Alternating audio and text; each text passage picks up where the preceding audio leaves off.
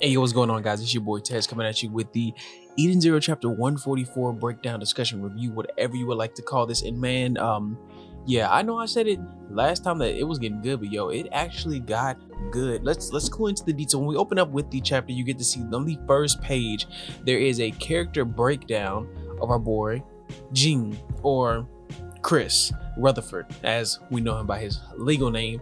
Basically, his powers: Wind Ether, aka Wind Rage, what he dislikes, what he loves, his overall stats being an more attack type, mid-tier in defense, mid-tier in ether, mid-tier in intelligence. That is a big shade, as well as his marksmanship, and then just a little brief story about him. And I thought that was pretty cool. So Pino, if they're doing this moving forward, I love this, especially for a lot of the characters and crew, just so we can get a little more insight and get a little more personable with these people. But back into the fight, we see the rebellion army basically fighting in the midst of the actual galaxy, the sea, and the space.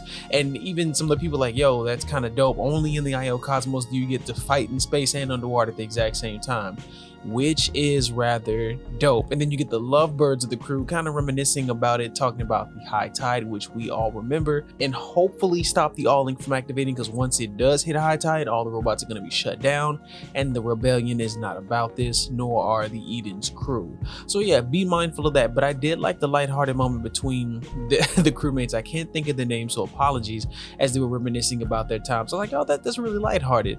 And then our boy Baraki's like, effing so, but quit all the mushy stuff, because basically while we're here to stop all the androids from being destroyed. Now there is a conversation happening in the cockpit, or what appears to be the main command room, where our boy Goodwin is having a conversation with Eraser. Now this is what I thought was the most interesting. He's basically explaining what the Justice Force already knows. Basically, they know that the robots are going to be killed, and when the all link when everything hits high tide. And Eraser's like, yes, we're aware of that as well. Now Goodwin's like, I don't know who you guys are, but this is our fight. And Eraser's like, yo, we would hate to see a civilian organization basically battle or get in the way of a battle of this such a grand scale, but I do respect your conviction and passion. We will fight together. And I was like, yo, that is dope. So the Galactic Justice Force, along with the Rebellion Army, are teaming up to help, though one side being bigger than the other. They all are trying to meet one common goal and factor. So let's applaud that while we can. Now back on the Eden ship. Now this was what was the most disgusting thing ever. This man Shura is still up here, got our girls. He's got the shining stars against the rope, guys. Now I don't know how you feel, but I'm just like, yo, bro, can you cease to exist? Can you just go away? We know what's gonna happen eventually. He's gonna get his comeuppance. We're gonna see this fight that I'm so looking forward to, and I can't wait. But the girls can't move. They can't move at all. They can't do anything.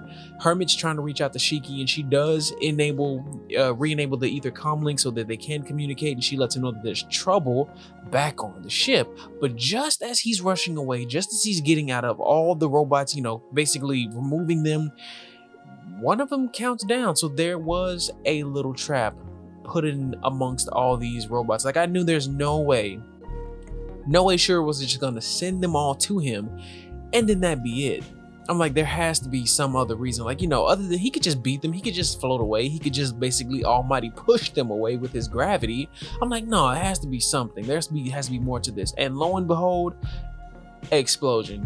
Cue the Megumi noises, cue whatever you want to, the general explosion that plays in your head, but for me it's Megumi.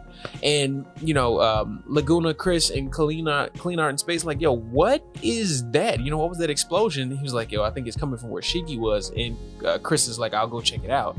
Now we're back down in the lower levels of Nero, and we're still seeing the first beginning phases of battling Mirror Hamura. That's what I'm choosing to call her, or Alt Hamura. And things are kind of strange. They're like, none of this started until she started looking at the mirror, and then Pino points out that her mole is on the opposite side. It's on the wrong spot. And they're like, yo, yeah, that's right. And she's holding her weapon wrong. Apparently she's a right-handed swordsman, not a left-handed swordsman. And Happy's just confused, like, what's going on? And Moscow still pretending to be Shiki. Basically, he's like, yo, even if you're horizontally flipped, you're still my friend. And she gives him a dust boot, like straight to the face. I hate it for my man Moscow. Like, he didn't deserve that. He didn't, but this ain't Hamura. So while that's happening and he's flailing back, everyone's kind of getting in a battle stance. No one knows what to do. They're trying to get Pino to use her EMP, but she can't particularly lock down this, person's desired or, coordinates. So it's kind of a bit of an issue. Now, Rebecca shocked the mess out of me because there's something that's going to happen that we weren't expecting, that I wasn't expecting, as Wise is trying to shoot, and Hamura, or Alt Hamura, whatever you want to call it, is flaying these bullets like they're nothing. Pino activates her EMP, everything kind of stops, but then Wise gets controlled by the mirrors also, which is kind of crazy, and Rebecca activates Leaper and rewinds time for 90 seconds. Now, I was not expecting that at all, and it's a complete refresh. Not like when she did, or when we found out about how her ability works, where she can leap, like move herself, or I believe it's like swapping herself in a different parallel reality. No, this time she just moved back a couple seconds, maybe a minute and a half, and we get to see everything replay as it should, as she's saying, we need to get out of here now. No one look at the mirrors, and stop everybody. Like, this is all an enemy's ether attack. And then we see from the other side through Hamura, who is inside the mirror world. Like I said, if you've seen One Piece and you know about Brûlé and the whole cake thing, the mirror world is the inside of the mirrors. And it was kind of dope. And she's like, everything's all backwards, but I can't be the only one here. And she was not. The actual user of this said ability, Milani of the Oceans, is there.